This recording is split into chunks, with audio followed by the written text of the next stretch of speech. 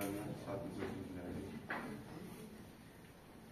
Artık belirtildi ki bizler şahit hakimiyetler tarafından Vatan Mahallesi iştirakçılar ve şehit aileleri iştirakçı şubesi olarak bu ailede yakından iştirak edirik ve bu aile vasıtasıyla şehitlerimizi daha da yakından tanımada çalışarak bildiğiniz gibi şubemiz şimdi de bildiğinizde de yaranmak için biz esasen bu iller arasında, bu 5 il arasında daha çok Vatan Mahallesi sonraki doğrudan şehit olan şehit ailelerle temasda olduk ve bu ailelere daha yakından tanıdık. Ama aynı zamanda da bir aileler vasıtasıyla, güzel tedbirler vasıtasıyla da aynı zamanda 1. Qarabağ sonraki 2006 yıl ve gösterine yapılan